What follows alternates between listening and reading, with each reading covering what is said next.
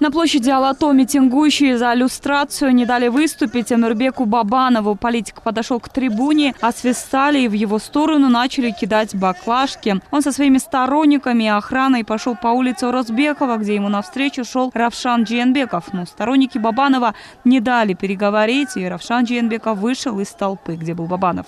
Затем Эмирбек Бабанов уехал с площади.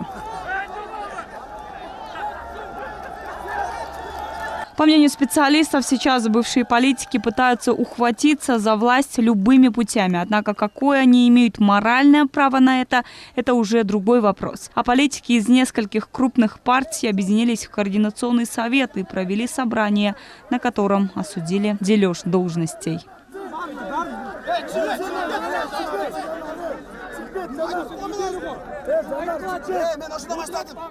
Среди них был и Эмирбек Бабанов, который, по информации собственных источников, намеревался сесть в кресло премьер-министра. Впрочем, у Бабанова богатое политическое и бизнес-прошлое. До прихода в политику он руководил крупными промышленными предприятиями. В 2017 году лидер республики Эмирбек Бабанов выдвинул свою кандидатуру на пост президента, однако, потерпев поражение, заявил об уходе из политики и уехал из Кыргызстана. Позже в нескольких интервью различным изданиям он рассказывал, что его вынудили уехать из страны. Атамбаев и Джиенбеков. По словам политологов, Бабанов сейчас потерял доверие среди народа, так как в непростые времена он решил отсидеться и выйти к народу только тогда, когда это ему необходимо.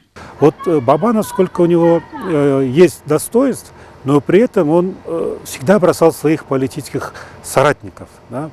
Вот. И вот, например, тот результат, который партия «Республика» показала на выборах 4 октября, это есть реальность отношения к Бабанову. Но в 2015 году «Республика» прошла благодаря союзу с Ататюрком, да? То есть уже с такими влиятельными южными политиками в лице Камчибека Аташева и так далее, которые на выборах 2020 году пошли под флагом уже партии Мекенчиль. То есть республика, она не нашла никакую поддержку со стороны других политических элит. В то же время сейчас Бабанов не должен занимать никакую должность, так как он делает все ради личных интересов и удовлетворения своих амбиций. Нам нужны новые лица, новые политики, уверяют сами граждане, и не поддерживают его присутствие во власти. Третий раз говорят, что должны прийти только чистые, не запятнавшие себя люди. Ну, я согласен с этим.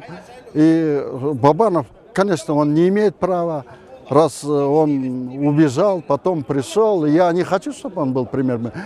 Премьер-министр должен быть очень грамотный, подкованный, широкий кругозор. А Бабан уаңда кетіп қалды. Мен аны қолдауымын, Бабановты мен қолдауымын. Мен уаңда президентке қойып жатқанда мен қолдауымын Бабановты. Себебі жаш кадр келіп жатат, жаштар ушу иштеп, жаштарды көтөрсүн деген, бирок Бабан уаңда кетип калды. Ошондо эч жака кетпей, эл менен болуш керек болчу. До конца эл менен болуш керек болчу. О Бабанове, о том, что он не имеет морального права занимать какое-либо кресло, говорят и в соцсетях. Так, по мнению гражданского активиста Кудрета Тайчабарова, почему после президентских выборов, когда его поддерживало 500 тысяч человек, не сверг Джиенбекова?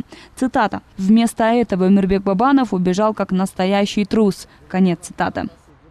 Нам не нужен трус премьер-министр и трус президент. Если вы сказали, что ушли из политики, то должны уйти навсегда. Если вы снова возвращаетесь в политическую арену, то оденьте уже юбку. Или поменяйте свою фамилию на Бурбиева, чтобы назвать свой концерт концертом возвращения номер 27. Слово Бабанова – это воздух, что ли?